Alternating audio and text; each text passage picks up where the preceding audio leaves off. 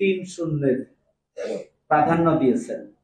তিনি শূন্য বেকারত্ব, শূন্য দারিদ্র এবং শূন্য কার্বন নিঃসরণ। কিন্তু আমরা খুব খুশি হতাম যদি ৩-০কে বাংলাদেশের প্রেক্ষিতে ৪-০ পরিণত করা হতো।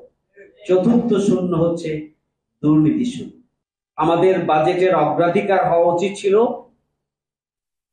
বাংলাদেশের দীর্ঘ ১৫.৫ বছরের তরুণ এবং ছাত্র যুবকরা নিজেদের রক্তের বিনিময়ে যে নতুন বাংলাদেশ আমাদেরকে এনে দিয়েছে, আমরা একটা পরিবর্তিত পরিস্থিতিতে যে সংস্কার, যে নতুন চাওয়া পাওয়া, যে নতুন স্বপ্ন, সেটিকে ধারণ করা এবং বাস্তবায়নের জন্য সরকারের একটা বড় ধরনের দিক নির্দেশনা এবং বাজেট থাকা দরকার ছিল। বাট আমাদের এই বাজেট সংস্কারকে বাস্তবে পরিণত করার উপযোগী বাজেট নয়। আমাদের বাজেটের অগ্রাধিকারের কথা আমি বলেছিলাম যে আমাদের যুবকরা, তরুণ, তাদের জন্য মাত্র ১০০ কোটি টাকা বরাদ্দ দেওয়া হয়েছে। এটা খুবই হাস্যস্কর বরাদ্দ। তরুণ এবং যুবকরাই আমাদেরকে স্বাধীন মতো কথা বলার সুযোগ করে দিয়েছে। তারাই আমাদের স্বস্তির সাথে পথ চলার সুযোগ করে দিয়েছে।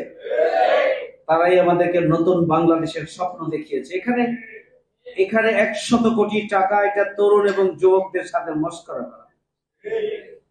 তাদের জন্য এখানে হাজার হাজার কোটি, ১০,০০০ কোটি টাকা বরাদ্দ দেওয়া উচিত ছিল।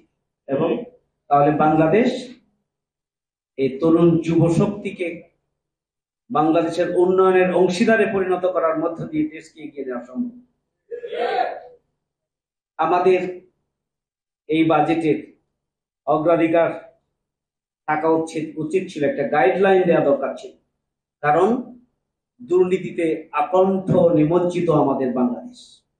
আমাদের বাংলাদেশ যদি দুর্নীতিতে আকণ্ঠ নিমজ্জিত হয়, তাহলে এখান থেকে উত্তরণের জন্য দিক নির্দেশনা এটা প্রয়োজন ছিল বাজেট, এবং সেটার জন্য প্রয়োজনে বরাদ্দ প্রয়োজন, নতুন ব্যবস্থাপনার প্রয়োজন ছিল। কিন্তু আমরা প্রচলিত যে ধারায় আমরা আমাদের রাষ্ট্র পরিচালনা করছি, ঠিক সেই ধারায় আমাদের ফাইন্যান্সিয়াল ম্যানেজমেন্টটাকে রেখে দেওয়া হচ্ছে। খুবই দুর্ভাগ্য যে আমরা কালো টাকাকে সাদা করার জন্য এখানে প্রতিশ্রুতি দিচ্ছি। এই সরকারের জন্য খুবই অপমানজনক, অগ্রহণযোগ্য।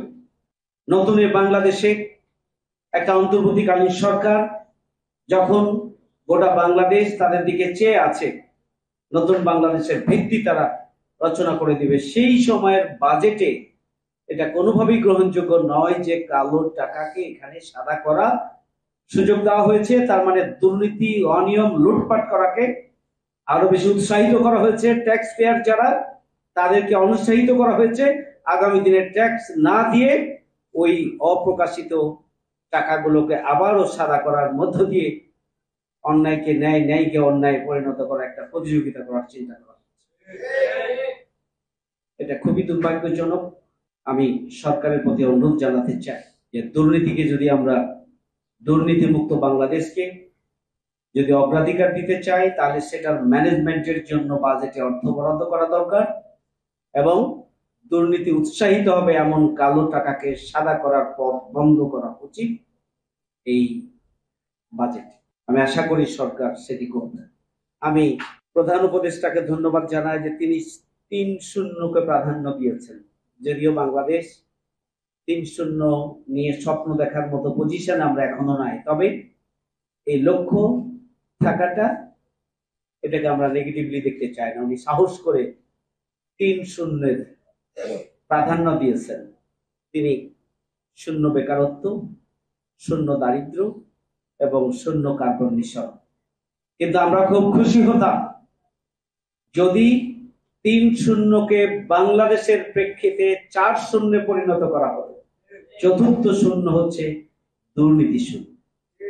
যদি ৩-০ সাথে দুর্নীতি শূন্যটা যুক্ত হয়ে এই টোটাল বাজেটে তার রিফ্লেকশন হতো, তাহলে আমি মনে করি যে বাংলাদেশের যে স্বপ্ন, যে আকাঙ্ক্ষা, এবং বাংলাদেশের সবচেয়ে যে বড় চ্যালেঞ্জ, সমস্যা সেটিকে চিহ্নিত করা সম্ভব হতো এবং আমরা শূন্য বেকারত্বের জন্য শূন্য দুর্নীতি প্রয়োজন, শূন্য দারিদ্র্যের জন্য শূন্য দুর্নীতি প্রয়োজন, শূন্য কার্বন নিঃসরণের জন্য শূন্য দুর্নীতি।